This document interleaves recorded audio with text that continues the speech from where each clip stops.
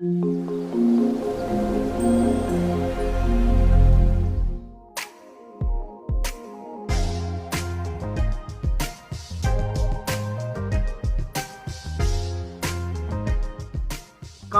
रो। अभी तक देखो, प्रॉब्लम समझते जाना है हमें, तभी हमें क्लैरिटी आएगी।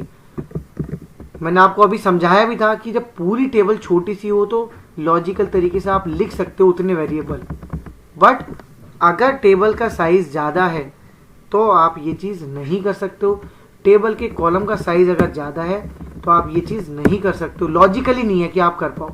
तो चीज़ों को चेंज करते हैं। क्या ये मैंने बोला क्या कि एम्प्लॉय टेबल है मेरी, भाई उसी का कुछ करना है। कोड को समझाता हूँ। ये भी मेरी एम्प्लॉय टेबल है, तो ये एमपी कर लिया। ये मेरी क्या है, ये मेरी है एम्प्लॉय नंबर, तो इसको कॉपी किया, ये सिंपली यहाँ डाल दिया। ठीक है, यहाँ तक कोई डाउट नहीं है। पूरे परसेंटेज ले रहे हैं, वो पूरा का पूरा स्टार ले रहे हैं, मतलब इस टेबल में जितना भी डेटा है वो सारा का सारा ले रहे हैं। किसके अंदर ले रहे हैं, इसमें ले रहे हैं। तो इसको आर करके हम दे देते हैं क्या, EMP। फर्क नहीं पड़ता, इससे नाम कुछ भी हो सकता है, बस समझाने भर के लिए आपको दे रहा हूँ। ये दे दिया। इस EMP को यहाँ क्यों यूज करने ये मैं आपको अभी बताता हूँ। अब कोड के साथ आगे बढ़ते हैं। क्या ये है मेरा क्या, ई नेम, ये है मेरा सेल। ठीक है, यहाँ पे इसको लिख भी देता हूँ सैलरी। कोड को चला के दिखाता हूँ, फिर कोड को समझाता हूँ हुआ क्या एक्चुअली। ये कोड चलाया, इसमें को हटा देते हैं। ये मेरी वैल्यूज आ गई। क्या, दो ही वैल्यू आएंगी, नाम आया ई नेम एंड मेरी सैलरी आई। अब समझते हैं कोड को। जब कभी भी मुझे ऐसा काम करना है कि 150 कॉलम की 150 कॉलम की मेरी टेबल है और मुझे कुछ ऐसी वर्किंग करनी है जिसमें 90 कॉलम यूज हो रहे हैं, 90।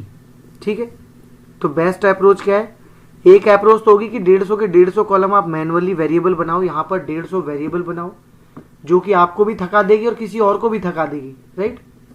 दूसरा तरीका है, एक ही लाइन में वेरिएबल बना दो। पूरी की पूरी जो टेबल है, कौन सी टेबल, ये जो EMP वाली टेबल है, इसके जो ये कॉलम्स हैं और जो सीक्वेंस है, कॉलम भी और सीक्वेंस भी, भाई इस रो का भी तो अपना मिला के एक टाइप बनेगा। क्या टाइप बनेगा, इस रो का एक टाइप बनेगा कि जब भी वो एम्प्लॉय नंबर की बात करेगा तो नंबर की बात करेगा, स्मिथ की बात करेगा करेक्टर। तो क्या बना, number comma character comma character comma number comma date comma number comma number comma number comma date. तो ये भी तो एक देखा जाए तो एक तरीके का टाइप ही है, मतलब एक टाइप को ना जोड़ते हुए मल्टीपल टाइप्स का कॉम्बिनेशन बना के एक टाइप बनाना, ये भी तो एक टाइप है। तो इसको बोलते हैं रो टाइप, कि पूरी की पूरी रो का ही जो एक टाइप है उसका टाइप बनाना है।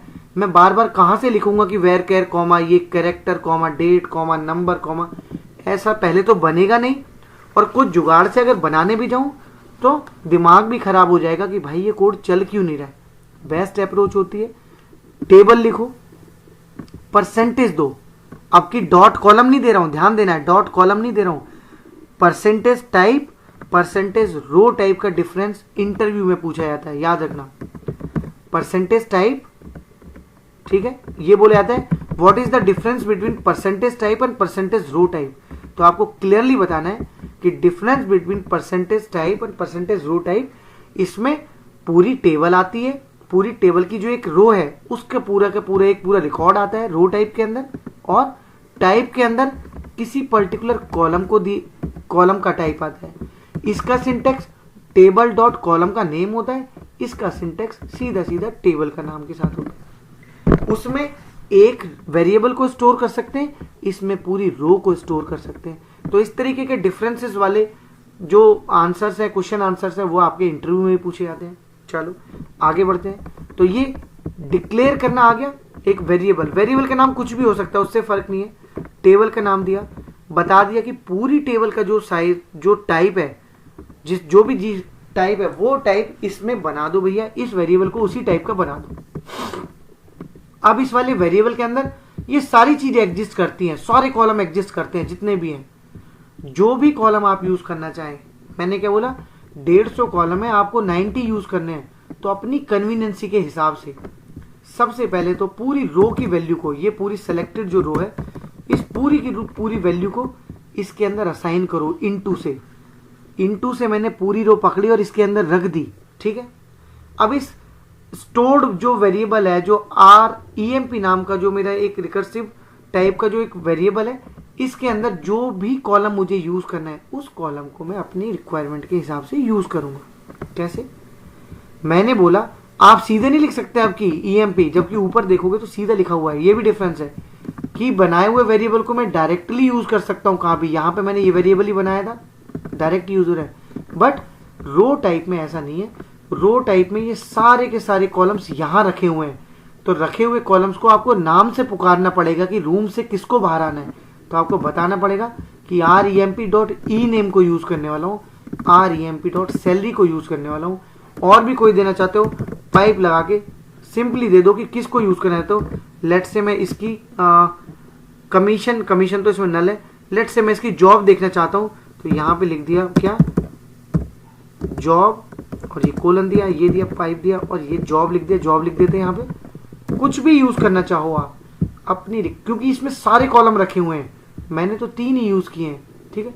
यहाँ पे छोटी बात हो रही है 3 कॉलम और 3 वेरिएबल, तो मैं मैनुअली भी बना सकता था, बट मैं बोल दूं कि 7 कॉलम में से 6 कॉलम मुझे चाहिए, तो बेटर होगा कि मैं रो टाइप का ही वेरिएबल बना लूं, 6 को डॉट करके यहाँ अपनी रिक्वायरमेंट के हिसाब से यूज कर लूं। चला के देखते हैं, कोड चला दिया, इसको क्लियर कर देते हैं, देखते हैं क्या वैल्यू आती है।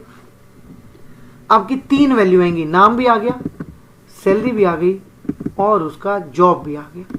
तो ये रो टाइप का वेरिएबल मेरा यहाँ पे यूज में आ गया, ठीक है। थोड़ा सा और आगे बढ़ते हैं।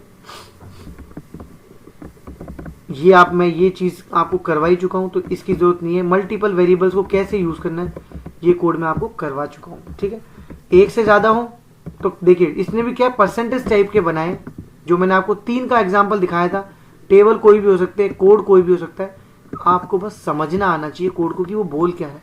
तो सिंपल है, कोई भी रॉकेट साइंस नहीं लगाया, सेम एग्जांपल कर चुके हैं। Name, first name, last name, जिस सीक्वेंस में उसी सीक्वेंस में टेबल के टेबल के परसेंटेज टाइप को यूज करके मैंने उन्हीं कॉलम का नेम को नेम वाला, फर्स्ट नेम को फर्स्ट नेम वाला, लास्ट नेम को लास्ट नेम वाला, सेम वेरिएबल सेम डेफिनेशन उसको दे दिए। कभी ये कोड फटेगा ही नहीं और ये वैल्यूज आ जाएंगी। यहां तक कोई चैलेंज नहीं है मेरे हिसाब से, ठीक है। आगे बढ़ते हैं। किसी को इनटू वाले कीवर्ड में कोई डाउट है तो बताओ मुझे, नहीं तो हम आगे बढ़ते हैं। फिर